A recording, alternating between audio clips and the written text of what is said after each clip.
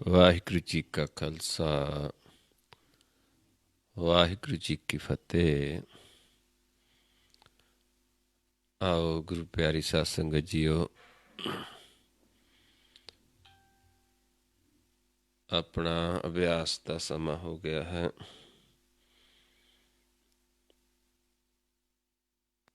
ਆਓ ਹਰ ਰੋਜ਼ ਦੀ ਤਰ੍ਹਾਂ ਆਪਾਂ ਸੰਗਤ ਰੂਪ ਦੇ ਵਿੱਚ ਜੁੜ ਕੇ ਸਤਿਗੁਰਾਂ ਦੀ ਬਾਣੀ ਦੀ ਵਿਚਾਰ ਕਰੀਏ, ਸਤਿਗੁਰਾਂ ਦੇ ਉਪਦੇਸ਼ ਨੂੰ ਸਮਝੀਏ, ਮੰਨੀਏ ਅਤੇ ਕਮਾਉਣ ਦੀ ਕੋਸ਼ਿਸ਼ ਕਰੀਏ। ਆਪਾਂ ਵਿਚਾਰ ਕਰ ਰਹੇ ਹਾਂ ਗੌੜੀ ਰਾਗ ਦੇ ਮਹੱਲੇ ਪੰਜਵੇਂ ਦੀ ਬਾਣੀ ਦੀ। ਵਿਚਾਰ ਰਹੇ ਸੀ ਕੱਲ੍ਹ ਆਪਾਂ ਕਿ ਪਰਮੇਸ਼ਰ ਉਹ ਦੀਨਾਨਾਥ, ਅਨਾਥਾਂ ਦਾ ਜੋ ਨਾਥ ਹੈ, ਗਰੀਬਾਂ ਦਾ, ਧਰਮੀਆਂ ਦਾ ਮਾਲਕ ਹੈ। ਉਹ ਹੀ ਸਾਡਾ ਮਿੱਤਰ ਹੈ, ਉਹੀ ਸਾਡਾ ਸੱਜਣ ਹੈ, ਉਹੀ ਸਾਨੂੰ ਮਤ ਦੇਣ ਵਾਲਾ ਹੈ, ਮਾਤਾ ਹੈ। ਆਪ ਮਾਲਕ ਕਿਰਪਾ ਕਰ ਦਿੰਦਾ ਹੈ ਕਿਹਨਾਂ ਜੀਵਾਂ 'ਤੇ, ਜਿਨ੍ਹਾਂ ਜੀਵਾਂ ਦੇ ਕੋਲ ਨਾ ਤਾਂ ਸੁਣਨ ਦੇ ਵਾਸਤੇ ਕੰਨਾਂ 'ਚ ਸੁਰਤੀ ਹੁੰਦੀ, ਨਾ ਨੈਣ ਹੀ ਹੁੰਦੇ ਜਿਹੜੇ ਉਹਦੇ ਦਰਸ਼ਨ ਨੂੰ ਕਰ ਸਕਦੇ ਨੇ, ਅਤੇ ਨਾ ਹੀ ਕੁਛ ਹੋਰ ਉਹਨਾਂ ਦੇ ਕੋਲ ਹੁੰਦਾ। ਫਿਰ ਵੀ ਮਾਲਕ ਆਪ ਦਇਆ ਕਰ ਦਿੰਦਾ ਹੈ।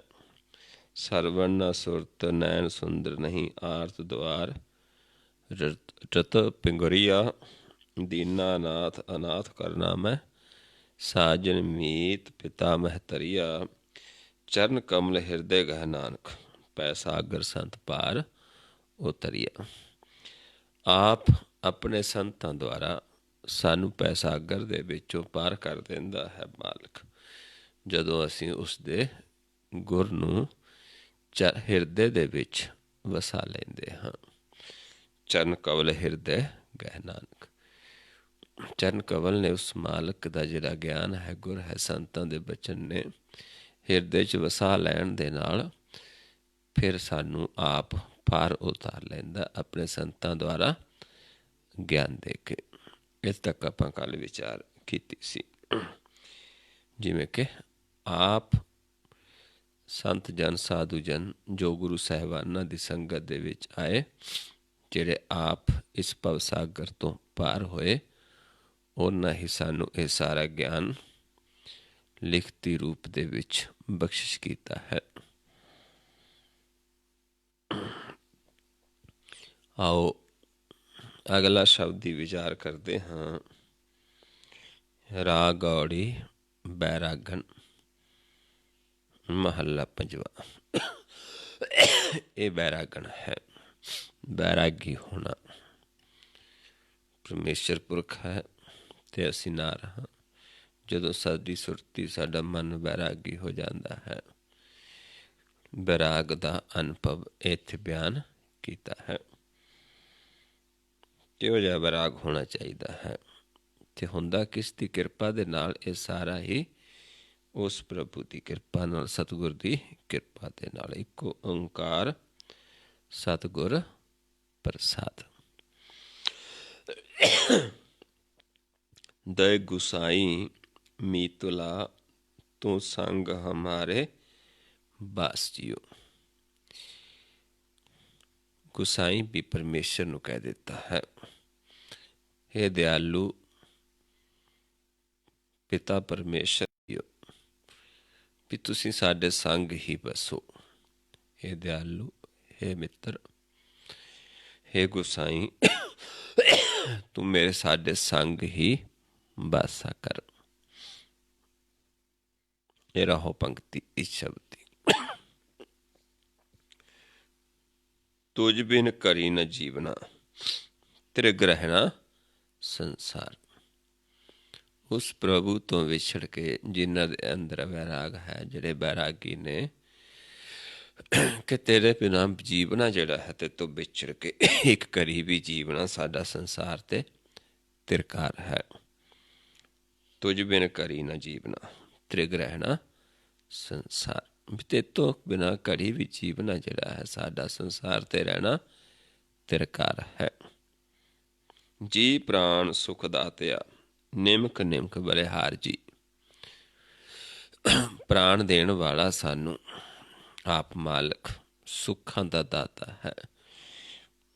ਹਰ ਨਿਮਕ ਨਿਮਕ ਉਸ ਤੋਂ ਬਲਿਹਾਰੇ ਜਾਈਏ, ਬਲਿਹਾਰੇ ਜਾਂਦੇ ਹਾਂ।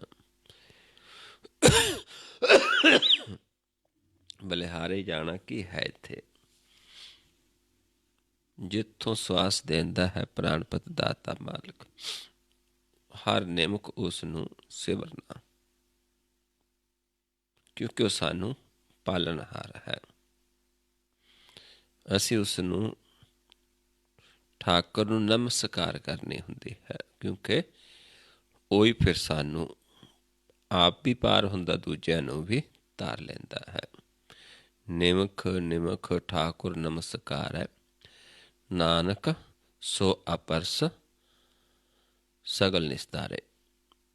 ਜਿਹੜਾ ਨਿਮਖ ਨਿਮਖ ਮਾਲਕ ਨੂੰ ਨਮਸਕਾਰ ਕਰਦਾ ਹੈ, ਉਸ ਦਾ ਧੰਨਵਾਦ ਕਰਦਾ ਹੈ, ਉਸ ਤੋਂ ਬਲਿਹਾਰ ਜਾਂਦਾ ਹੈ, ਉਹ ਹੋਰਾਂ ਨੂੰ ਵੀ ਤਾਰ ਦਿੰਦਾ, ਸਾਰਿਆਂ ਨੂੰ ਤਾਰ ਦਿੰਦਾ ਹੈ। ਉਸ ਨੂੰ ਅਪਰਸ ਕਿਹਾ ਹੈ, ਅਪਰਸ ਹੈ, ਉਸ ਨੂੰ ਅਪਰਸ ਕਹਿੰਦੇ ਨੇ।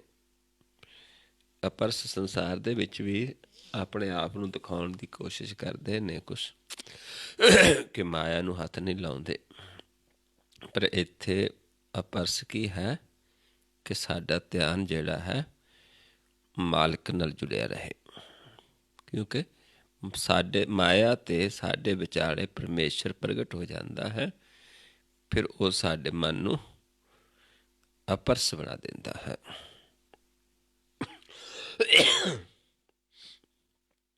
ਉਸ ਤੋਂ ਬਲਿਹਾਰੇ ਜਾਂਦੇ। ਹਸਤ ਅਲੰਬਨ ਦੇ ਪ੍ਰਭ ਗਰ ਤੋਂ ਉਦਰ ਗੋਪਾਲ।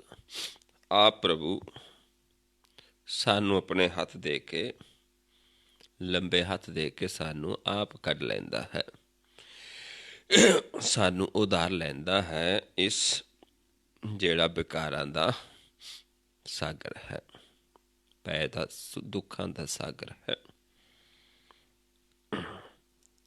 ਉਸ ਤੋਂ ਆਪਾਂ ਜਦੋਂ ਬੇਨਤੀ ਕਰਦੇ ਬੈਰਾਗੀ ਹੋ ਕੇ ਕਿ ਸਾਨੂੰ ਹੈ ਪ੍ਰਭੂ ਆਪਣਾ ਹੱਥ ਦੇ ਕੇ ਸਾਨੂੰ ਇਸ ਭਵ ਸਾਗਰ ਦੇ ਵਿੱਚੋਂ ਕੱਢ ਲੈ।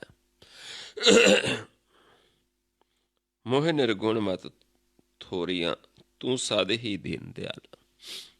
ਤੇ ਆਪਣੀ ਮਤ ਨਹੀਂ, ਕਿ ਅਸੀਂ ਤਾਂ ਮਤ ਤੋਂ ਹੀਣੇ, ਗੁਣਾ ਤੋਂ ਹੀਣੇ ਹਾਂ, ਸਾਡੀ ਮਤ ਬਹੁਤ ਥੋੜ੍ਹੀ ਹੈ, ਪਰ ਤੂੰ ਆਪਣੇ ਦੀਨਾਂ ਤੇ ਦਇਆ ਕਰਨ ਵਾਲਾ ਹੈ।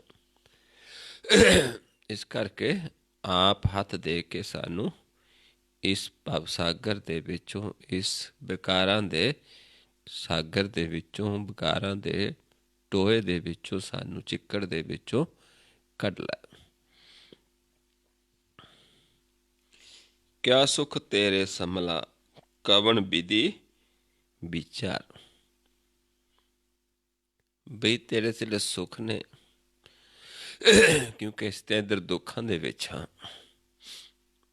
ਕਿਵੇਂ ਅਸੀਂ ਤੇਰੇ ਸੁੱਖਾਂ ਦੇ ਵਿੱਚ ਆ ਕੇ ਵਸੀਏ, ਕਿਵੇਂ ਉਸ ਨੂੰ ਸੰਭਾਲੀਏ, ਉਹ ਕਿਹੜੀ ਵਿਧ ਹੈ, ਉਹ ਕਿਹੜੀ ਵਿਚਾਰ ਹੈ ਕਿ ਅਸੀਂ ਇਸ ਚਿੱਕੜ ਚੋਂ ਨਿਕਲ ਕੇ, ਦੁੱਖਾਂ ਚੋਂ ਨਿਕਲ ਕੇ ਤੇਰੇ ਸੁੱਖਾਂ ਦੇ ਘਰ ਵਿੱਚ ਆ ਜਾਈਏ, ਤੇਰੇ ਸੁੱਖ ਪ੍ਰਾਪਤ ਹੋਣ। ਸਰਨ ਸਮਾਈ ਦਾਸ ਹਿਤ ਉੱਚੇ ਅਗਮ ਅਪਾਰ। ਤੇ ਫਿਰ ਸਾਨੂੰ ਸਮਝਾਉਂਦੇ ਨੇ ਕਿ ਵਿਧ ਕੀ ਹੈ, ਕਿ ਜਿਹੜੇ ਉਸ ਪ੍ਰਭੂ ਦੇ ਦਾਸ ਨੇ, ਉਹਦੀ ਸ਼ਰਨ ਵਿੱਚ ਰਹਿੰਦੇ ਨੇ, ਉਹਦੇ 'ਚ ਸਮਾਏ ਨੇ, ਉਹਨਾਂ ਨੂੰ ਇੱਕ ਹੀ ਹਿੱਤ ਹੈ ਉਸ ਪ੍ਰਭੂ ਦੀ ਭਗਤੀ ਦਾ, ਉਸ ਅਗੰਮ ਦਾ, ਅਪਾਰ ਦਾ, ਤੇ ਉਹ ਉੱਚੇ ਨੇ, ਕਿਉਂਕਿ ਪ੍ਰਭੂ ਸਾਡੇ ਅੰਦਰ ਉੱਚੇ ਥਾਂ 'ਤੇ ਵਸਦਾ ਹੈ। ਵੱਡਾ ਸਾਹਿਬ ਉੱਚਾ ਥਾਓ ऊचे ऊपर ऊंचा, नाउ एवड़ ऊंचा होवे कोय, तिस ऊंचे को जाने सोए। फिर ਜਿਹੜੇ ਉਹਦੇ ਦਾਸ ਨੇ ਉਹ 'ਚ ਸਮਾਏ ਨੇ, ਜਿਨ੍ਹਾਂ ਦਾ ਇੱਕ ਹੀ ਹਿੱਤ ਹੈ ਉਸ ਪ੍ਰਭੂ 'ਚ ਸਮਾਏ ਰਹਿਣਾ, ਉਸ ਪ੍ਰਭੂ 'ਚ, ਕਿਉਂਕਿ ਫਿਰ ਉਹ ਉੱਚੇ ਨੇ, ਉੱਚੇ ਥਾਂ 'ਤੇ ਵਸਦੇ ਨੇ, ਜਿੱਥੇ ਆਪ ਮਾਲਕ ਵਸਦਾ, ਅਗੰਮ ਅਪਾਰ ਵਸਦਾ ਹੈ। ਉਹ ਹੀ ਫਿਰ ਵਿਧੀ ਦਿੰਦਾ ਹੈ ਜਦੋਂ ਅਸੀਂ ਲੋੜਦੇ ਹਾਂ। ਆਪਣੇ ਜਨਾਂ ਦੁਆਰਾ ਫਿਰ ਸਾਨੂੰ ਉਹ ਵਿਦ, ਉਹ ਗੁਰ ਦੱਸਦਾ ਹੈ। ਕਿਆ ਵਿਦ ਹੈ? ਇਸ ਵਿਦ ਨਾਲ ਆਪਾਂ ਇਸ ਮਾਇਆ ਦੇ ਦੇਸ਼ ਨੂੰ ਛੱਡ ਕੇ ਨਿਜ ਘਰ ਦੇ ਵਿੱਚ, ਥਿਰ ਘਰ ਦੇ ਵਿੱਚ, ਸੁੱਖਾਂ ਦੇ ਵਿੱਚ ਵਾਸਾ ਕਰ ਸਕਦੇ ਹਾਂ। ਉਹ ਫਿਰ ਵਿਦ, ਉਹ ਵਿਚਾਰ ਉਹਦੇ ਦਾਸ ਦਿੰਦੇ ਨੇ ਜਿਹੜੇ ਉਹਦੇ 'ਚ ਸਮਾਏ ਨੇ। ਜਿਵੇਂ ਇੱਥੇ ਗੁਰੂ ਸਾਹਿਬਾਂ ਨੇ ਗੁਰਸਿੱਖਾਂ ਨੂੰ ਇਹ ਗਿਆਨ ਦਿੱਤਾ ਹੈ। ਸਗਲ ਪਦਾਰਥ ਅਸ਼ਟ ਸਿੱਧ, ਨਾਮ ਮਹਾਰਸ ਮਾਹੇ। ਸਾਰੇ ਹੀ ਪਦਾਰਥ, ਸਗਲ ਪਦਾਰਥ, ਚਾਰ ਹੀ ਪਦਾਰਥ ਨੇ, ਸਾਰੀ ਸੋਝੀ ਹੋ ਜਾਂਦੀ ਹੈ। ਕਦੋਂ? ਜਦੋਂ ਅਸੀਂ ਨਾਮ ਰਸ ਨੂੰ ਪ੍ਰਾਪਤ ਕਰ ਲੈਂਦੇ, ਕਿਉਂਕਿ ਨਾਮ ਦੇ ਵਿੱਚ ਹੀ ਸਾਰਾ ਭੇਦ ਹੈ। ਜਦੋਂ ਨਾਮ ਹੀ ਸਾਨੂੰ ਪ੍ਰਾਪਤ ਹੋ ਗਿਆ, ਸਮਝ ਲਓ ਵੀ ਚਾਰੇ ਪਦਾਰਥ ਸਾਨੂੰ ਪ੍ਰਾਪਤ ਹੋ ਗਏ। ਨਾਮ ਤੋਂ ਬਿਨਾਂ ਜੇ ਤਿੰਨ ਪਦਾਰਥ ਸਾਡੇ ਕੋਲ ਹੈ ਵੀ, ਉਹ ਵੀ ਸਾਡੇ ਵਿਅਰਥ ਨੇ, ਕਿਉਂਕਿ ਸਾਨੂੰ ਮੁਕਤੀ ਨਹੀਂ ਮਿਲ ਸਕਦੀ। ਉਹ ਵੀ ਪਦਾਰਥ ਨੇ ਜਿਹੜੇ ਇਹ ਮਾਇਆ ਦੇ ਨੇ, ਮਨ ਦੇ ਵਾਸਤੇ ਨਾਮ ਹੈ।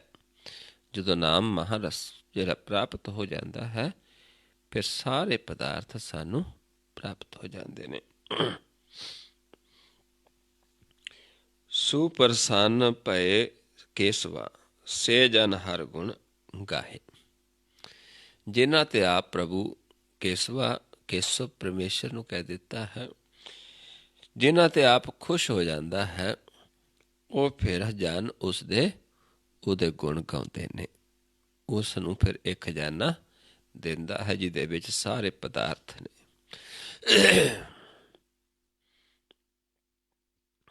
ਮਾਤ ਪਿਤਾ ਸੁਤ ਬੰਧਪੋ, ਤੂੰ ਮੇਰੇ ਪ੍ਰਾਣ ਆਧਾਰ। ਇੱਦਾਂ ਸਾਡਾ ਉਸ ਪ੍ਰਭੂ ਦੇ ਨਾਲ ਪਿਆਰ ਪੈ ਜਾਂਦਾ ਹੈ ਜਿਵੇਂ ਮਾਤਾ ਪਿਤਾ ਦਾ ਆਪਣੇ ਪੁੱਤਰ ਦੇ ਨਾਲ ਪਿਆਰ ਹੈ, ਤੇ ਸਾਨੂੰ ਪ੍ਰਾਣਾਂ ਦਾ ਆਧਾਰ ਮਾਲਕ ਬਣ ਜਾਂਦਾ ਹੈ। ਸਾਡੇ ਪ੍ਰਾਣਾਂ ਦਾ ਆਧਾਰ ਕੌਣ ਬਣ ਜਾਂਦਾ ਹੈ? ਪ੍ਰਭੂ। ਜਿਵੇਂ ਬੱਚਾ ਮਾਂ ਬਾਪ ਤੋਂ ਬਿਨਾਂ ਨਹੀਂ ਰਹਿ ਸਕਦਾ, ਇੱਦਾਂ ਹੀ ਸਾਡੀ ਜਿਹੜਾ ਪਿਆਰ ਪੈ ਜਾਂਦਾ, ਰਿਸ਼ਤਾ ਪੈ ਜਾਂਦਾ ਹੈ ਪ੍ਰਭੂ ਦੇ ਨਾਲ, ਇੱਦਾਂ ਪੈ ਜਾਂਦਾ ਹੈ ਭਗਤਾਂ ਦਾ ਜਿਵੇਂ ਮਾਤਾ ਪਿਤਾ ਦਾ ਆਪਣੇ ਪੁੱਤਰ ਦੇ ਨਾਲ ਹੈ। ਸਾਧ ਸੰਗ ਨਾਨਕ ਭਜੇ, ਬਿਖ ਤਰਿਆ ਸੰਸਾਰ। ਐਸੇ ਸਾਧੂ ਜਨ ਜਿਨ੍ਹਾਂ ਦਾ ਪਿਆਰ ਪ੍ਰਭੂ ਨਾਲ ਪੈ ਜਾਂਦਾ ਹੈ, ਐਸਾ ਰਿਸ਼ਤਾ ਬਣ ਜਾਂਦਾ ਹੈ, ਐਸੇ ਜਨਾਂ ਦਾ ਸੰਗ ਕਰਕੇ ਫਿਰ ਵਿਖ ਸੰਸਾਰ ਨੂੰ ਤਰਿਆ ਜਾਂਦਾ ਹੈ। ਜਿਵੇਂ ਸੰਤਾਂ ਨੇ, ਭਗਤਾਂ ਨੇ, ਗੁਰਸਿੱਖਾਂ ਨੇ ਆਪ ਇਸ ਭਵ ਸਾਗਰ ਨੂੰ ਪਾਰ ਕੀਤਾ, ਪ੍ਰਭੂ ਦੇ ਨਾਲ ਮਿਲਾਪ ਕੀਤਾ, ਤੇ ਉਹ ਫਿਰ ਸਾਨੂੰ ਵੀ ਸਮਝਾਉਂਦੇ ਨੇ ਵੀ ਇੱਦਾਂ ਪਿਆਰ ਪੈ ਜਾਂਦਾ ਉਸ ਪ੍ਰਭੂ ਦੇ ਨਾਲ ਜਿਨ੍ਹਾਂ ਦਾ ਪਿਆਰ ਹੈ। ਐਸੇ ਜਨਾਂ ਦੀ ਸੰਗਤ 'ਚ ਜਾ ਕੇ ਇਸ ਸੰਸਾਰ ਸਾਗਰ ਨੂੰ ਤਰਿਆ ਜਾਂਦਾ ਹੈ। ਸਾਧ ਸੰਗ ਨਾਨਕ ਭਜੈ, ਬਿਖ ਤਰਿਆ ਸੰਸਾਰ। ਐਸੇ ਸਾਧੂ ਜਨਾਂ ਦਾ ਸੰਗ ਕਰਕੇ ਜੇਕਰ ਆਪਾਂ ਭਜਾਂਗੇ ਉਸ ਮਾਲਕ ਨੂੰ, ਫਿਰ ਇਹ ਸੰਸਾਰ ਸਾਗਰ ਜਿਹੜਾ ਬਿਖ ਸਾਗਰ ਹੈ, ਇਹ ਤਰਿਆ ਜਾਂਦਾ ਹੈ। ਜਿਵੇਂ ਆਪ ਉਹਨਾਂ ਇਸ ਭਵ ਸਾਗਰ ਨੂੰ ਪਾਰ ਕੀਤਾ ਹੈ ਸਾਧੂ ਜਨਾਂ ਦਾ, ਸੰਤ ਜਨਾਂ ਦਾ ਸੰਗ ਕਰਕੇ। ਕਿਉਂਕਿ ਜਿਹੜੀ ਬਾਣੀ ਹੈ, ਬਾਣੀ ਜਿਹੜੀ ਭੂਤ ਕਾਲ ਦੀ, ਇਸ ਵਿੱਚ ਵਰਤਮਾਨ ਤੇ ਭਵਿੱਖ, ਭਵਿੱਖ ਦੀਆਂ ਵੀ ਗੱਲਾਂ ਨੇ, ਵਰਤਮਾਨ ਦੀਆਂ। ਆਪਾਂ ਜੇ ਵਰਤਮਾਨ 'ਚ ਵਿਚਾਰੀਏ ਤਾਂ ਫਿਰ ਅੱਜ ਸਾਡੇ ਵਾਸਤੇ ਹੈ, ਜੇ ਭੂਤਕਾਲ ਦੇ ਵਿੱਚ ਵਿਚਾਰੀਏ ਤਾਂ ਫਿਰ ਜਿਨ੍ਹਾਂ ਨੇ ਇਸ ਨੂੰ ਪ੍ਰਾਪਤ ਕੀਤਾ ਹੈ। ਅਤੇ ਭਵਿੱਖ ਕਾਲ ਦੇ ਵਿੱਚ ਵਿਚਾਰੀਏ ਤਾਂ ਅੱਗੇ ਨੂੰ ਵੀ, ਕਿਉਂਕਿ ਗੁਰ ਇੱਕੋ ਹੀ ਹੈ, ਪਰਮੇਸ਼ਰ ਇੱਕੋ ਹੈ, ਆਦਿ ਵਿੱਚ ਵੀ ਹੈ, ਮੱਧ ਵਿੱਚ ਵੀ ਹੈ ਅਤੇ ਅੰਤ ਵਿੱਚ ਵੀ ਹੋਈ ਹੈ। ਆਓ ਅਗਲਾ ਸ਼ਬਦ ਦੀ ਵਿਚਾਰ ਕਰਦੇ ਹਾਂ। ਅਗਲਾ ਸ਼ਬਦ ਵੀ ਬੈਰਾਗਣ ਦਾ ਹੈ। ਗੌੜੀ ਬੈਰਾਗਣ ਰੋਏ ਕੇ ਸੰਤ ਕੇ ਘਰ, ਮਹੱਲਾ ਪੰਜਵਾਂ। ਇਹ ਜੀਵ ਬੈਰਾਗੀ ਸੀ। ਉਸ ਦੇ ਘਰ ਦੇ ਵਿੱਚ ਇਹ ਸ਼ਬਦ ਗਾਇਆ ਗਿਆ ਹੈ। ਜਾਂ ਇਹ ਕਹਿ ਲਈਏ ਕਿ ਜਿਹੜੇ ਜੀਵ ਵੈਰਾਗੀ ਵੀ ਨੇ ਅਤੇ ਰੋਸ ਵੀ ਹੈ, ਕਿਉਂਕਿ ਮਿਲਣਾ ਵੀ ਚਾਹੁੰਦੇ ਨੇ ਪਰ ਮਿਲਾਪ ਨਹੀਂ ਹੁੰਦਾ। ਕਿਉਂਕਿ ਸੰਸਾਰ ਦੇ ਵਿੱਚ ਕੀ ਹੈ ਕਿ ਬਹੁਤ ਲੋਕ ਨੇ ਐਸੇ ਜਿਹੜੇ ਪ੍ਰਭੂ ਨੂੰ ਮਿਲਣਾ ਚਾਹੁੰਦੇ ਨੇ, ਦੇਖਣਾ ਚਾਹੁੰਦੇ ਨੇ। ਉਹ ਭਟਕਦੇ ਨੇ, ਸੰਤਾਂ ਕੋਲ ਵੀ ਜਾਂਦੇ ਨੇ, ਕਿਉਂਕਿ ਸੰਸਾਰ ਦੇ ਵਿੱਚ ਸੰਤਾਂ ਦੀ ਵੀ ਅੱਜ ਕੋਈ ਤਾਦਾਦ ਨਹੀਂ ਹੈ। ਲੇਕਿਨ ਨਾ ਮਿਲਣ ਕਰਕੇ ਫਿਰ ਉਹਨਾਂ ਨੂੰ ਥੋੜ੍ਹਾ ਰੋਹ ਵੀ ਆਉਂਦਾ ਹੈ ਅਤੇ ਫਿਰ ਉਹ ਲੱਭਦੇ ਨੇ, ਖੋਜਦੇ ਲੱਭਦੇ ਨੇ। ਉਹ ਫਿਰ ਸ਼ਬਦ ਜਿਹੜਾ ਉਚਾਰਨ ਹੋਇਆ ਹੈ ਉਸ ਅਕਾਲ ਪੁਰਖ ਵਾਹਿਗੁਰੂ ਸਤਿਗੁਰ ਦੀ ਕਿਰਪਾ ਦੇ ਨਾਲ ਹੀ। ਕੀ ਕਹਿੰਦੇ ਨੇ, ਰਹੋ ਪੰਕਤੀਆਂ ਨੇ ਜਿਹੜੀਆਂ, ਹੈ ਕੋਈ ਰਾਮ ਪਿਆਰੋ ਗਾਵੇ, ਵੀ ਹੈਗਾ ਕੋਈ ਐਸਾ ਉਸ ਪ੍ਰਭੂ ਦਾ ਪਿਆਰਾ ਜਿਹੜਾ ਉਸ ਨੂੰ ਗਾਉਂਦਾ ਹੈ। ਸਰਬ ਕਲਿਆਣ ਸੁਖ ਸੱਚ ਪਾਵੇ, ਵੀ ਜਿਹੜਾ ਸਾਰਾ ਕਲਿਆਣ, ਸਾਰੇ ਸਰਬ ਦਾ ਕਲਿਆਣ ਕਰ ਸਕਦਾ ਹੋਵੇ, ਜਾਂ ਉਸ ਦਾ ਆਪਣਾ ਸਰਬ ਕਲਿਆਣ ਹੋਵੇ, ਸੁਖੀ ਵਸਦਾ ਹੋਵੇ, ਸੱਚ ਨੂੰ ਪ੍ਰਾਪਤ ਕੀਤਾ ਹੋਵੇ, ਮਾਲਕ ਨੂੰ ਮਿਲਿਆ ਹੋਵੇ। ਕਿਉਂਕਿ ਜਿਹੜਾ ਆਪ ਮਿਲਿਆ ਹੈ ਉਹ ਦੂਜਿਆਂ ਨੂੰ ਵੀ ਮਿਲਾ ਸਕਦਾ ਹੈ। ਐਸਾ ਕੋਈ ਪ੍ਰਭੂ ਦਾ ਪਿਆਰਾ ਹੈ, ਕੋਈ ਐਸਾ ਜਿਹੜਾ ਉਸ ਦੇ ਬਾਰੇ ਗਿਆਨ ਦਿੰਦਾ, ਉਸ ਦੇ ਬਾਰੇ ਗਾਉਂਦਾ ਹੈ। ਇਹ ਰਹੋ ਪੰਕਤੀਆਂ ਨੇ, ਜਿਹੜਾ ਵਿਸਥਾਰ ਸਾਰ ਅਰਥ ਹੁੰਦਾ ਹੈ ਸ਼ਬਦ ਦਾ। ਅੱਗੇ ਸ਼ਬਦ ਸ਼ੁਰੂ ਕਰਦੇ ਨੇ, ਬਨ ਬਨ ਖੋਜਤ ਫਿਰਤ ਬੈਰਾਗੀ। ਕਹਿੰਦੇ ਬਹੁਤ ਸਾਰੇ ਖੋਜਦੇ ਫਿਰਦੇ ਨੇ, ਬਨਾਂ ਦੇ ਵਿੱਚ ਖੋਜਦੇ ਨੇ, ਬੈਰਾਗੀ ਬਹੁਤ ਨੇ ਸੰਸਾਰ ਦੇ ਵਿੱਚ। ਬਿਰਲੇ ਕਾਹੂੰ ਏਕ ਲਿਵ ਲਾਗੀ, ਪਰ ਕੋਈ ਵਿਰਲਾ ਹੈ ਜਿਸ ਦੀ ਉਸ ਪ੍ਰਭੂ ਦੇ ਨਾਲ, ਇੱਕ ਦੇ ਨਾਲ ਲਿਵ ਲੱਗੀ ਹੈ।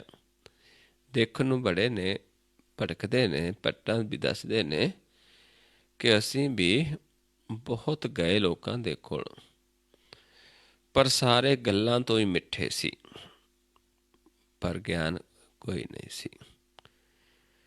ਅਸੀਂ ਵੀ ਦੇਖੇ, 1 ਸਾਲ ਅਸੀਂ ਵੀ ਫਿਰੇ, ਪਰ ਸਾਨੂੰ ਕਿਸੇ ਨੇ ਗਿਆਨ ਨਹੀਂ ਦਿੱਤਾ। ਇੱਦਾਂ ਹੀ ਜਿਹੜੇ ਗੁਰਸਿੱਖ ਲੱਭਦੇ ਸੀ, ਭਟਕਦੇ ਭਟਕਦੇ, ਕਿਉਂਕਿ ਜਿਹੜੇ ਜੀਵਾਂ ਦੇ ਅੰਦਰ ਚਾਅ ਹੁੰਦਾ ਹੈ, ਬੈਰਾਗ ਹੁੰਦਾ ਹੈ, ਉਹਨਾਂ ਨੂੰ ਮਾਰਗ ਇੱਕ ਦਿਨ ਆਪਣਾ ਰਸਤਾ ਦਿਖਾ ਦਿੰਦਾ ਹੈ, ਜਿਨ੍ਹਾਂ ਦੇ ਅੰਦਰ ਬੈਰਾਗ ਹੈ।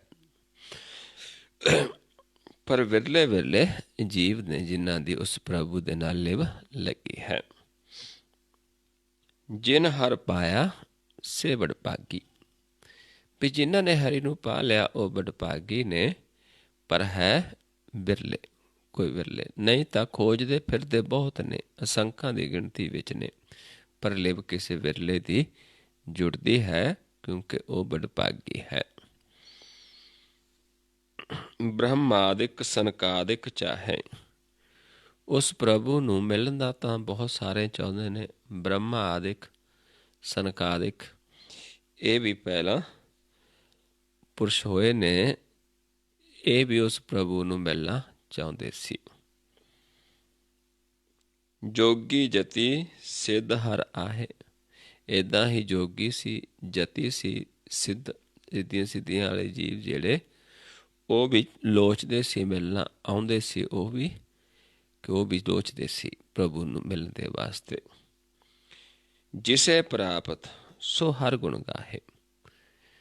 ਪਰ ਹਰੀ ਦੇ ਗੁਣ ਉਹ ਗਾਉਂਦਾ ਹੈ ਜਿਸ ਨੂੰ ਆਪ ਦਇਆ ਕਰਦਾ ਹੈ, ਕਿਰਪਾ ਕਰਦਾ ਹੈ, ਜਿਸ ਨੂੰ ਆਪਣੇ ਗੁਣ ਬਖਸ਼ਿਸ਼ ਕਰਦਾ ਹੈ। ਚਾਹੁੰਦੇ ਬਹੁਤ ਨੇ, ਅੱਜ ਵੀ ਇਸ ਅਵਸਥਾ ਦੇ ਵਿੱਚ ਬਹੁਤ ਸਾਰੇ ਜੀਵ ਨੇ ਜਿਹੜੇ ਇੱਥੇ ਤੱਕ ਖੜੇ ਨੇ, ਚਾਹੁੰਦੇ ਨੇ, ਪਰ ਉਸ ਦੇ ਬਾਰੇ ਕਹਿ ਨਹੀਂ ਸਕਦੇ। ਅਸੰਖਾਂ ਦੀ ਗਿਣਤੀ ਵਿੱਚ ਨੇ, ਅਸੰਖ ਜਾਪ, ਅਸੰਖ ਤਾਪ, ਅਸੰਖਾਂ ਦੀ ਗਿਣਤੀ ਦੇ ਵਿੱਚ ਨੇ, ਪਰ ਕਹਿ ਕੋਈ ਨਹੀਂ ਸਕਦੇ, ਕਿਉਂਕਿ ਕੁਦਰਤ ਦੇ ਵਿੱਚ ਰਹਿ ਕੇ ਉਸ ਪ੍ਰਭੂ ਦੀ ਵਿਚਾਰ ਨਹੀਂ ਕੀਤੀ ਜਾਂਦੀ। ਮੈਂ ਸਮਝਾਉਂਦੇ ਨੇ, ਕੁਦਰਤ ਕਵਣ ਕਹਾ ਵਿਚਾਰ, ਬਾਰਿਆ ਨਾ ਜਾਵਾ ਇੱਕ ਵਾਰ।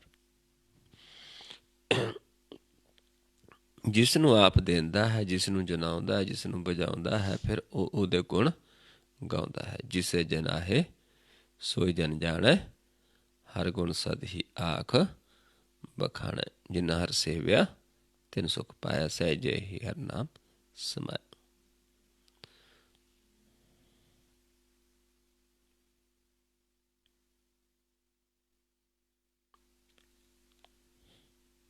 ਤਾਂ ਕਿ ਸਰਨ ਜਿਨ ਬਿਸਰਤ ਨਾਹੀ।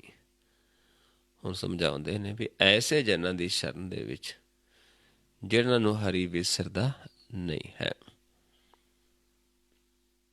ਬੜ ਭਾਗੀ ਹਰ ਸੰਤ ਮਿਲਾਹੀ। ਕਹਿੰਦੇ ਬੜਭਾਗੀਆਂ ਨੂੰ ਫਿਰ ਹਰੀ ਆਪਣੇ ਸੰਤਾਂ ਦੇ ਨਾਲ ਮਿਲਾਉਂਦਾ ਹੈ।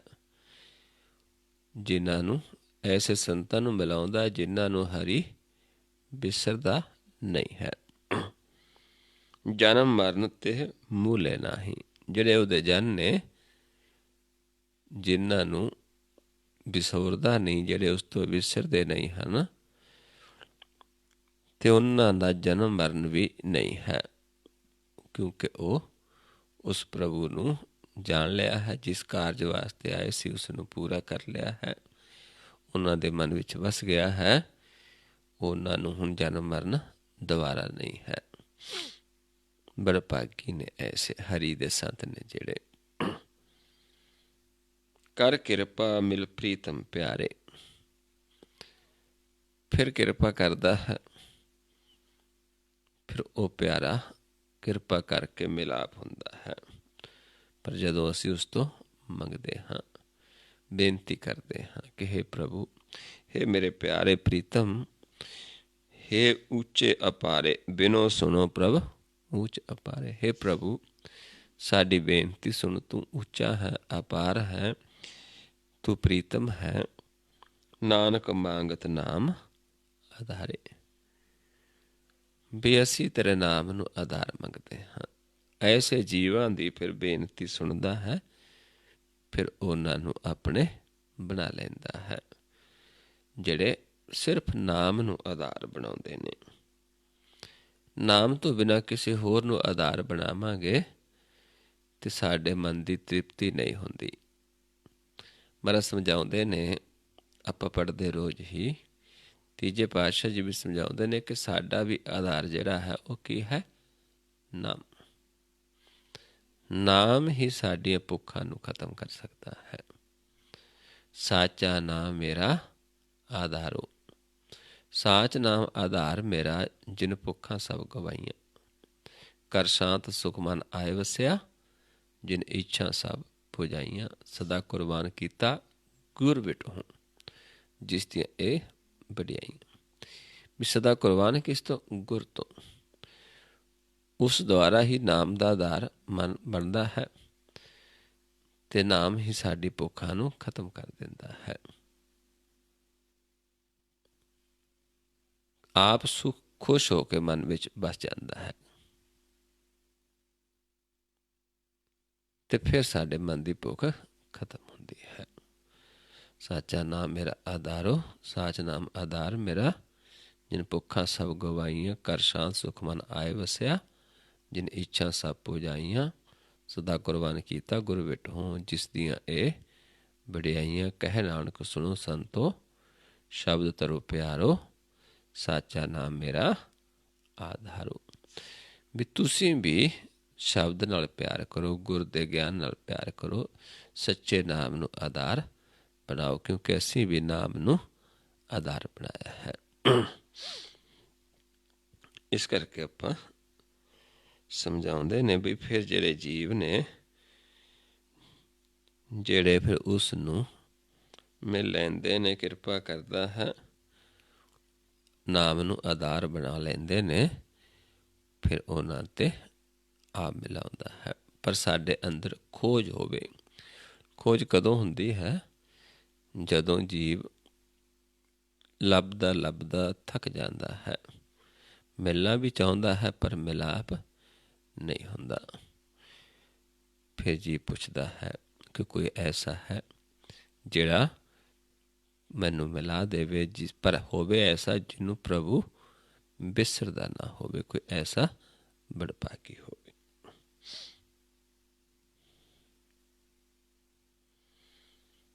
ਅਗਲਾ ਸ਼ਬਦ ਹੈ ਗੌੜੀ ਰਾਗ ਦੇ ਵਿੱਚ ਮਹੱਲੇ ਪੰਜਵੇਂ ਦਾ।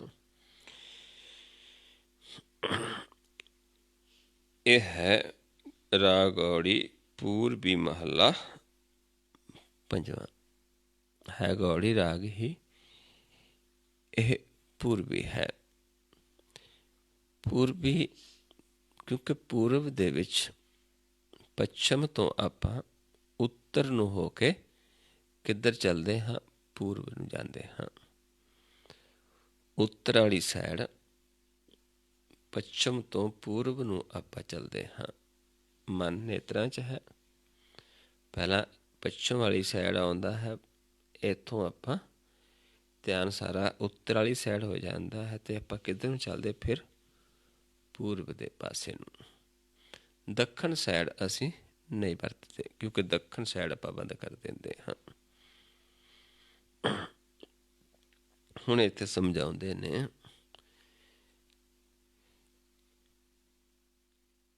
ਉਸ ਪ੍ਰਭੂ ਦੀ ਇੱਕ ਓਂਕਾਰ ਸਤਿਗੁਰ ਪ੍ਰਸਾਦ। ਸਤਿਗੁਰ ਦੀ ਕਿਰਪਾ ਦੇ ਨਾਲ ਉਹ ਸਾਨੂੰ ਇੱਕ ਉਹ ਗਿਆਨ ਹੁੰਦਾ, ਇੱਕ ਓਂਕਾਰ ਦਾ, ਜਿਹੜੀ ਇੱਕ ਧੁਨ ਹੈ। ਕਹਿੰਦੇ ਓਂਕਾਰ ਇੱਕ ਧੁਨ ਏਕੋ, ਏਕੋ ਰਾਗ ਅਲਾਪੈ। ਰਹੋ ਪੰਕਤੀ ਹੈ ਕਵਣ ਗੁਣ ਪ੍ਰਾਨ ਪਤ ਮਿਲੋ ਮੇਰੀ ਮਾਈ। ਵੀ ਕਿਹੜਾ ਗੁਣ ਹੈ ਜਿਹਦੇ ਨਾਲ ਮੈਨੂੰ ਮੇਰਾ ਪ੍ਰੀਤਮ ਪ੍ਰਾਣਪਤ ਦਾਤਾ ਮਿਲ ਜਾਵੇ। ਇਹ ਮੇਰੀ ਮਾਂ, ਕਿਹੜਾ ਐਸਾ ਗੁਣ ਹੈ ਜਿਹਦੇ ਨਾਲ ਉਸ ਪ੍ਰਭੂ ਦਾ ਜਿਹੜਾ ਪ੍ਰਾਣਪਤ ਦਾਤਾ ਹੈ ਉਹ ਮਿਲ ਜਾਵੇ? ਇਹ ਸਵਾਲ ਹੈ ਰਹੋ ਪੰਕਤੀ ਦੇ ਵਿੱਚ। ਤੇ ਅੱਗੇ ਹੋਰ ਸਮਝਾਉਂਦੇ ਹੈ ਰੂਪਹੀਨ ਬੁੱਧ ਬਲਹੀਨ। ਵੀ ਨਾ ਤਾਂ ਮੈਂ ਰੂਪ ਹੈ, ਮੈਂ ਰੂਪ ਤੋਂ ਵੀ ਹੀਣੀ ਹਾਂ, ਬੁੱਧ ਤੋਂ ਵੀ ਤੇ ਬਲ ਤੋਂ ਵੀ ਹੀਣੀ ਹਾਂ। ਮੋਹੇ ਪ੍ਰਦੇਸ਼ਨ ਦੂਰ ਤੇ ਆਈ। ਮੈਂ ਬਹੁਤ ਦੂਰ ਤੋਂ ਪ੍ਰਦੇਸ਼ਨ ਹਾਂ, ਆਈ ਹਾਂ, ਪਰ ਮੈਨੂੰ ਕਿਵੇਂ ਮਿਲੇ?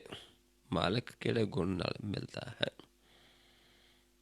ਨਾਹਿਨ ਦਰਬ ਨਾ ਜੋਬਨ ਮਾਤੀ। ਨਾ ਹੀ ਮੈਨੂੰ ਕੋਈ ਧਨ ਦੌਲਤ ਦਾ ਹੰਕਾਰ ਹੈ ਤੇ ਨਾ ਹੀ ਮੈਂ ਜੋਬਨ ਦਾ ਨਸ਼ਾ ਹੈ ਮੈਨੂੰ। ਮੋਹੇ ਅਨਾਥ ਕੀ ਕਰੋ ਸਮਾਈ। ਮੈਂ ਤਾਂ ਅਨਾਥ ਹਾਂ, ਨਾ ਮੇਰੇ ਕੋਲ ਬਲ ਹੈ, ਨਾ ਬੁੱਧ ਹੈ, ਨਾ ਰੂਪ ਹੈ, ਨਾ ਜਾਤ ਹੈ, ਜੋਬਨ ਹੈ, ਕੁਛ ਵੀ ਨਹੀਂ, ਕੋਈ ਧਨ ਦੌਲਤ ਨਹੀਂ ਹੈ। ਮੈਨੂੰ ਸਮਾਓ ਆਪਣੇ ਦੇ ਵਿੱਚ, ਮੇਰੇ ਤੇ ਦਇਆ ਕਰੋ। ਖੋਜਤ ਖੋਜਤ ਪਈ ਬੈਰਾਗਣ। ਤੇ ਮੈਂ ਖੋਜਦੀ ਬੈਰਾਗਣ ਹੋ ਗਈ ਹਾਂ। ਪ੍ਰਭ ਦਰਸ਼ਨ ਕੋ ਹੋ ਫਿਰਤ ਤੇ ਸਾਈ। ਪ੍ਰਭੂ ਦੇ ਦਰਸ਼ਨਾਂ ਵਾਸਤੇ ਮੈਂ ਪਿਆਸੀ ਫਿਰਦੀ ਹਾਂ, ਤ੍ਰਿਸ਼ਨਾ ਲੱਗੀ ਹੈ ਪ੍ਰਭੂ ਦੇ ਦਰਸ਼ਨਾਂ ਦੀ। ਖੋਜਦੀ ਮੈਂ ਬੈਰਾਗਣ ਹੋ ਗਈ ਹਾਂ। ਕਿਉਂਕਿ ਜਦ ਤੱਕ ਬੈਰਾਗੀ ਨਹੀਂ ਹੁੰਦੇ ਪ੍ਰਭੂ ਦਾ ਮਿਲਾਪ ਹੋਣਾ ਔਖਾ ਹੈ। ਜਦ ਤੱਕ ਭੈ ਨਹੀਂ ਤੇ ਸਾਡੇ ਅੰਦਰ ਬੈਰਾਗ ਪੈਦਾ ਨਹੀਂ ਹੁੰਦਾ। ਭੈ ਬਿਨ ਪਉ ਨਾ ਉਪਜੈ, ਪਉ ਬਿਨ ਭਗਤ ਨਾ ਹੋਏ।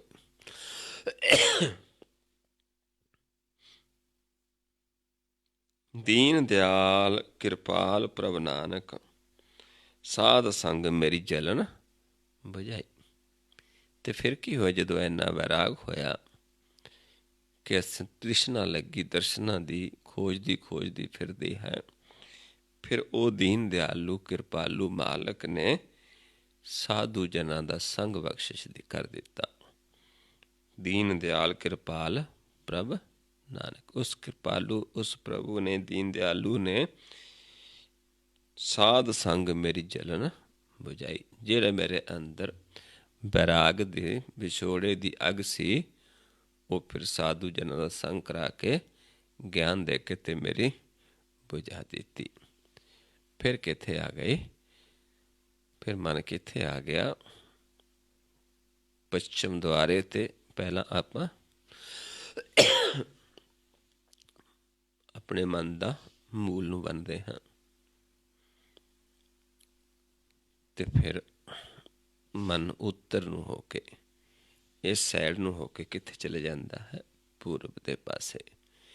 ਕਿਉਂਕਿ ਆਪਾਂ ਆਏ ਉੱਧਰੋਂ ਹਾਂ, ਸੁਨ ਮੰਡਲ ਤੋਂ ਆਏ ਹਾਂ, ਲੇਕਿਨ ਆਖਿਰ ਰਸਤਾ ਭੁੱਲ ਗਏ ਹਾਂ। ਫਿਰ ਪੱਛਮ ਨੂੰ ਹੋ ਕੇ ਆਪਾਂ ਉੱਤਰ ਵਾਲੇ ਪਾਸੇ ਨੂੰ ਹੋ ਕੇ ਫਿਰ ਪੂਰਬ ਨੂੰ ਚੱਲਦੇ ਹਾਂ। ਸਾਡੇ ਸਰੀਰ ਦੇ ਵਿੱਚ ਇੱਧਰ ਪੱਛਮ ਹੈ, ਉੱਪਰ ਪੂਰਬ ਹੈ, ਇੱਧਰ ਦੱਖਣ ਤੇ ਇੱਧਰ ਉੱਤਰ ਹੈ। ਖੱਬੇ ਪਾਸੇ ਉੱਤਰ, ਸੱਜੇ ਪਾਸੇ ਦੱਖਣ। ਜਿੱਥੋਂ ਸਵਾਸ ਆਉਂਦਾ ਇੱਥੇ ਆਪਣਾ ਪੱਛਮ ਤੇ ਇੱਧਰ ਨੂੰ ਪੂਰਬ ਹੈ।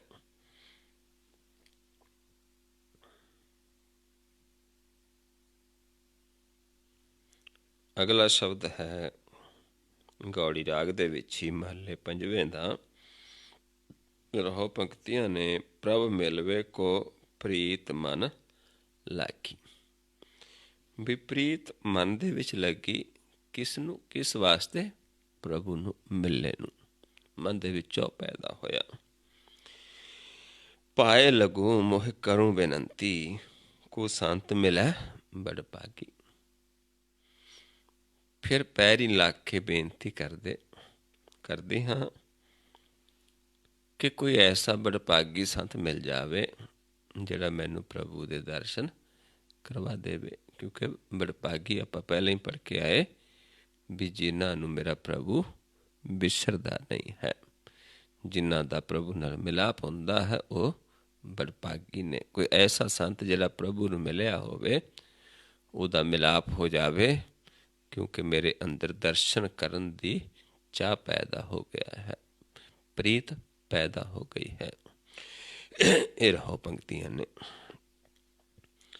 ਮਨ ਅਰਪੂੰ ਤਨ ਰਾਖੂੰ ਆਗੈ, ਮਨ ਕੀ ਮਤ ਮੋਹ ਸਗਲ ਤਿਆਗੀ।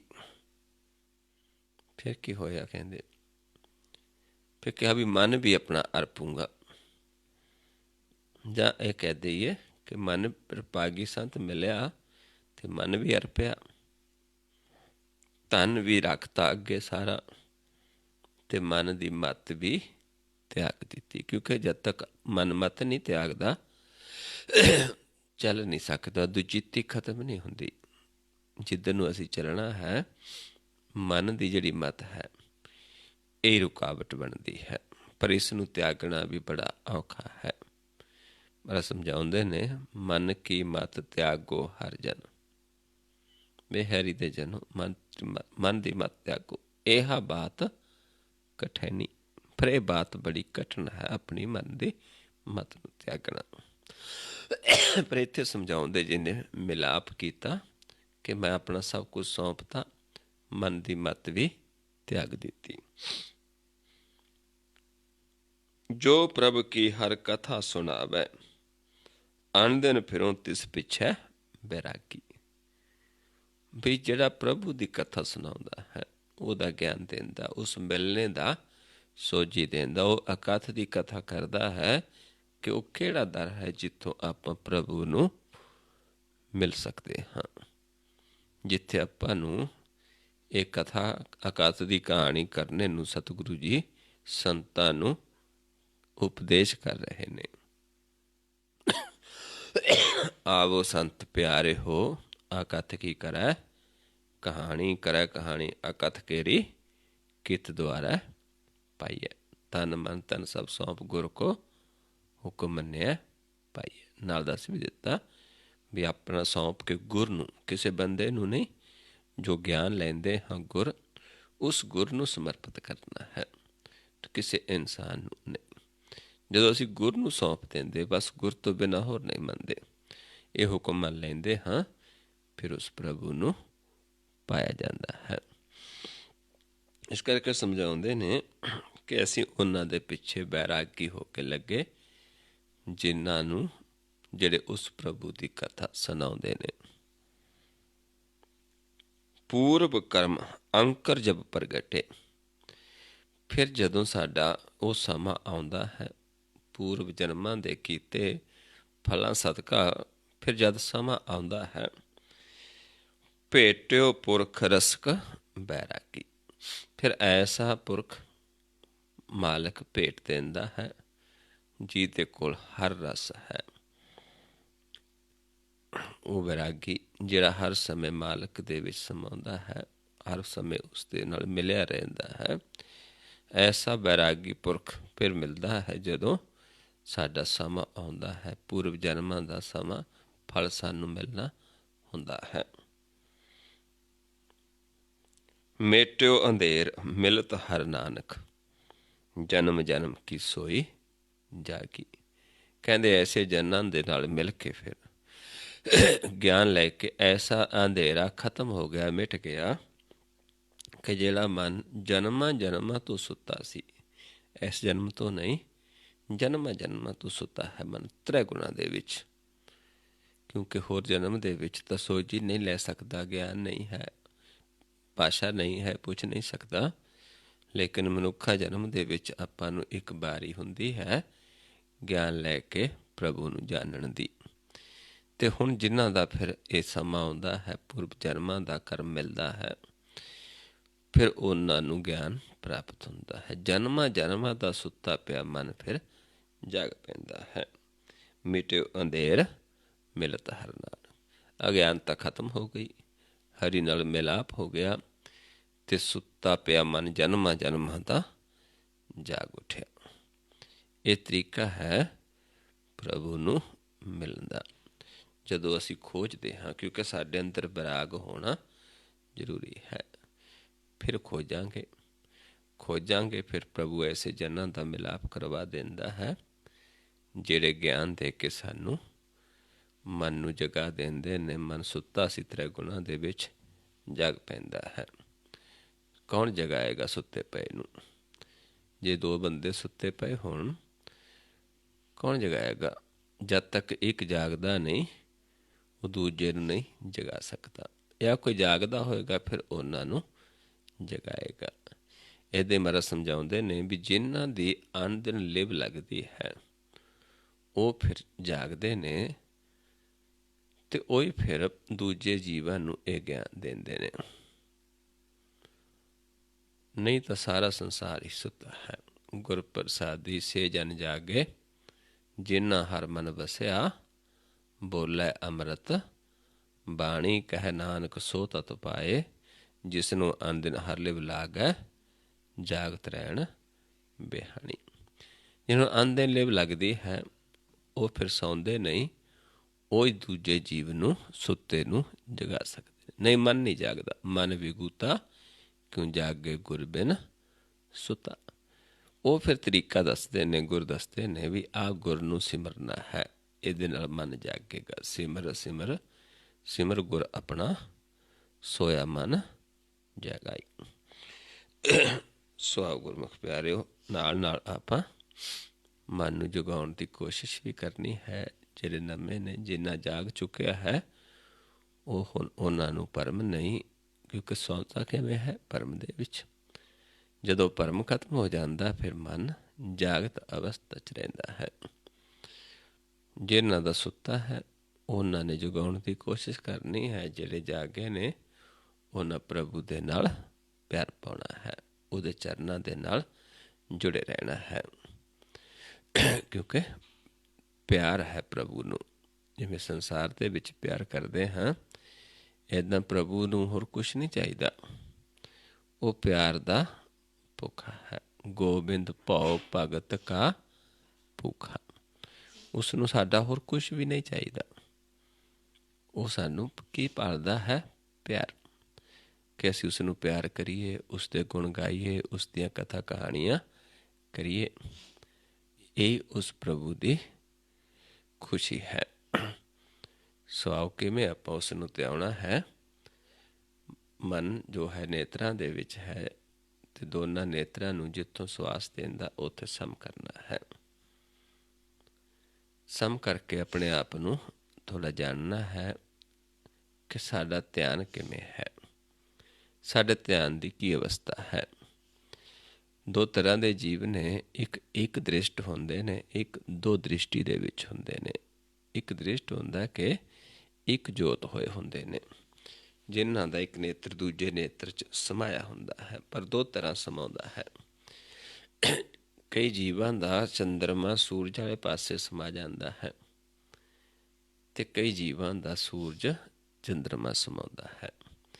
ਜਿਸ ਚੰਦਰਮਾ ਸੂਰਜ ਦੇ ਘਰ ਆ ਜਾਂਦਾ ਹੈ, ਬੈਰ ਵਿਰੋਧ ਵੱਧਦਾ ਹੈ, ਕਲੇਸ਼ ਵੱਧਦਾ ਹੈ ਅੰਦਰ।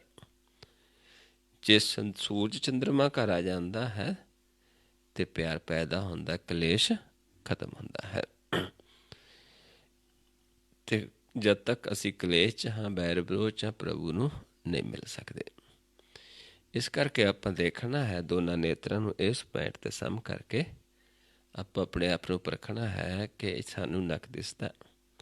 ਜੇ ਨੱਕ ਦਿਸਦਾ ਅਸੀਂ ਦੋ ਦ੍ਰਿਸ਼ਟ ਹਾਂ, ਜੇ ਨੱਕ ਨਹੀਂ ਦਿਸਦਾ ਇੱਕ ਦ੍ਰਿਸ਼ਟ ਹਾਂ। ਜੇ ਦਿਸਦਾ ਹੈ ਫਿਰ ਸਾਨੂੰ ਕਿਸ ਪਾਸਿਓਂ ਦਿਸਦਾ ਹੈ? ਸੱਜੇ ਦਿਸਦਾ ਹੈ। ਸੱਜੇ ਪਾਸੇ ਜਦੋਂ ਦਿਸੇਗਾ, ਕਿਉਂਕਿ ਚੰਦਰਮਾ ਸੂਰਜ ਵਾਲੇ ਪਾਸੇ ਆ ਗਿਆ ਤਾਂ ਦਿਸਦਾ। ਖੱਬੇ ਹੈ ਜੇ ਦਿਸਦਾ ਹੈ, ਫਿਰ ਸਾਡਾ ਧਿਆਨ ਜ਼ਿਆਦਾ ਚੰਦਰਮਾ ਵਾਲੇ ਪਾਸੇ ਹੈ। ਵਿਚਾਲੇ ਦਿਸਦਾ ਹੈ ਤਾਂ ਸਾਡਾ ਧਿਆਨ ਵਿਚਾਲੇ ਸੈਂਟਰ ਦੇ ਵਿੱਚ ਹੈ। ਜੇ ਨਹੀਂ ਦਿਸਦਾ ਤੇ ਸਾਡੇ ਦੋਨੋਂ ਨੇਤਰ ਇੱਕ ਹੋਏ ਨੇ। ਇੰਨਾ ਆਪਾਂ ਆਪਣੇ ਆਪ ਨੂੰ ਪਰਖਣਾ ਹੈ। ਫਿਰ ਇੱਥੋਂ ਜਦੋਂ ਫਿਰ ਆਵਾਜ਼ ਦੇਵਾਂਗੇ, ਪਹਿਲਾਂ ਇਸ ਪੁਆਇੰਟ 'ਤੇ ਆਪਣੇ ਆਪ ਨੂੰ ਪਰਖਣਾ ਹੈ, ਫਿਰ ਆਵਾਜ਼ ਦੇਵਾਂਗੇ ਕਿ ਧਿਆਨ ਸਾਹਮਣੇ ਲੈ ਕੇ ਆਓ। ਫਿਰ ਆਪਾਂ ਸਾਹਮਣੇ ਦੇਖਣਾ ਹੈ। ਫਿਰ ਕਹਾਂਗੇ ਮਸਤਕ ਦੇ ਸਾਹਮਣੇ ਧਿਆਨ ਲੈ ਕੇ ਜਾਓ। ਫਿਰ ਪਲਕਾਂ ਉੱਤੇ ਚੁੱਕ।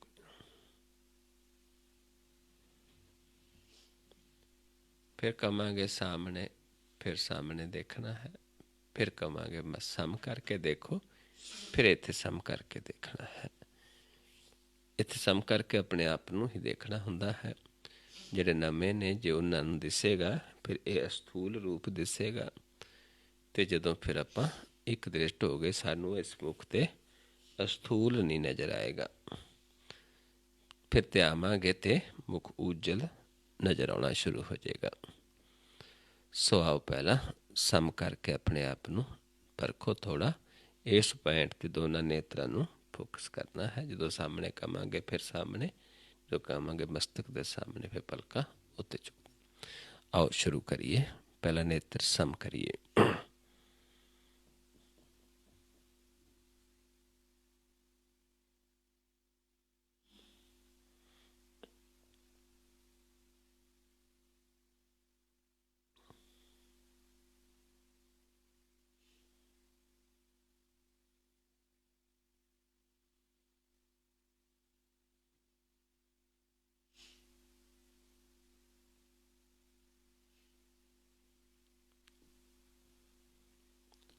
ਸਾਹਮਣੇ ਲੈ ਕੇ ਆਓ ਧਿਆਨ।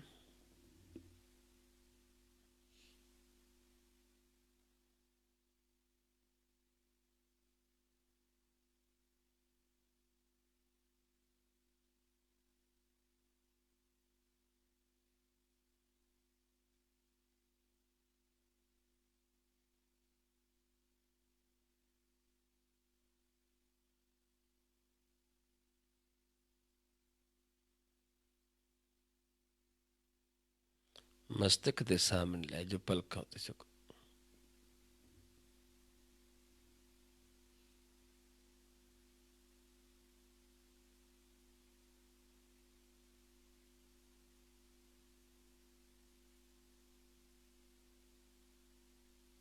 फिर सामने लेके आइए।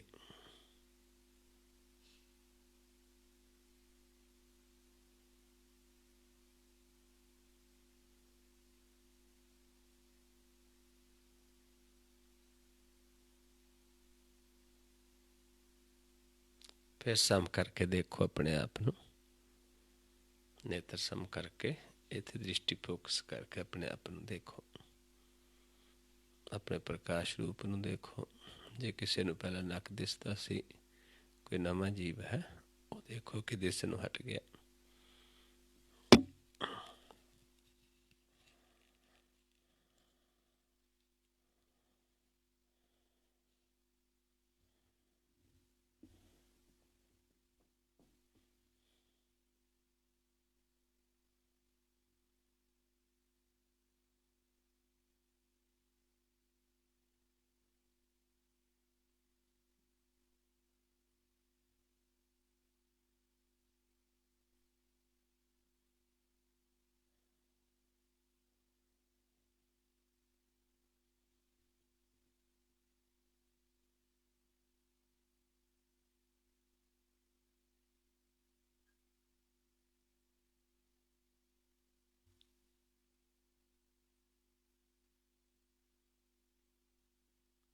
नीचे ले जो ध्यान, नीचे जो थले विषय है उस तो थोड़ा उत्ते देखना है। 5-6 उंगल ऊपर देखने की कोशिश करनी है। ते इत्थे सानू प्रकाश दी लहरां अनुभव होणगियां, एक हलचल अनुभव होनी शुरू होएगी।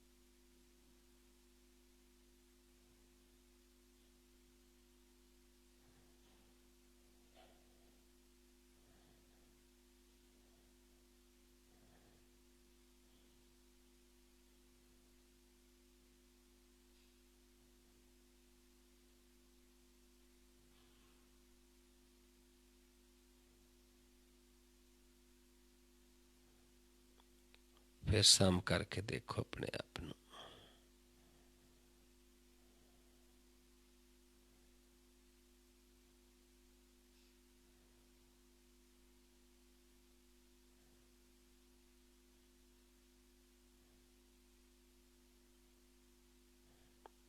फिर नीचे ले जाओ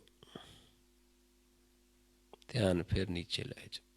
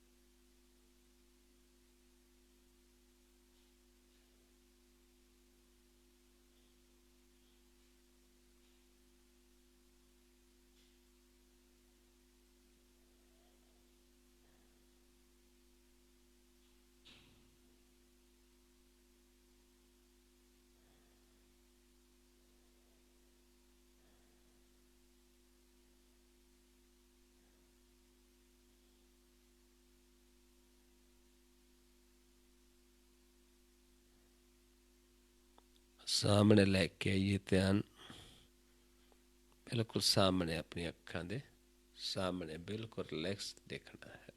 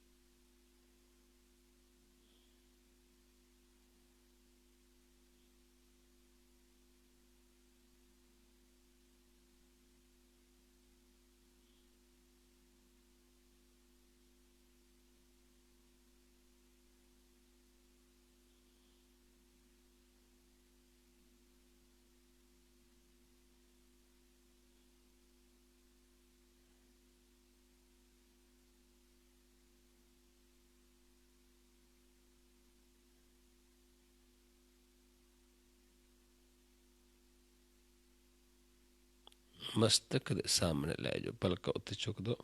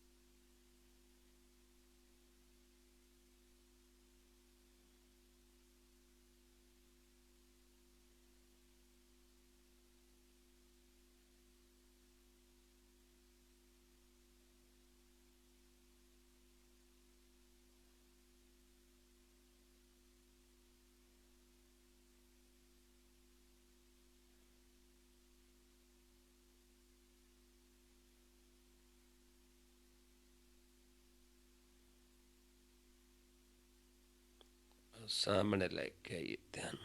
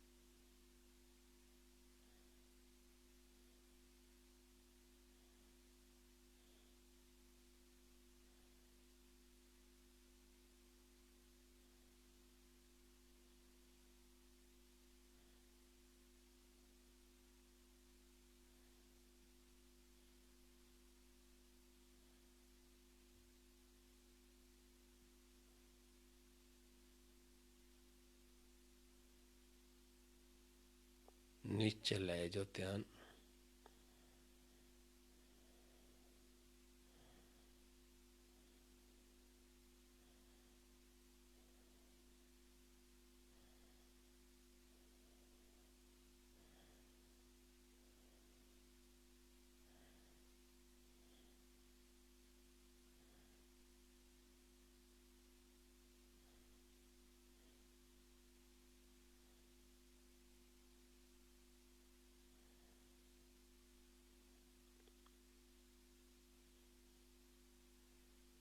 सम करके देखिए अपने आप ਨੂੰ।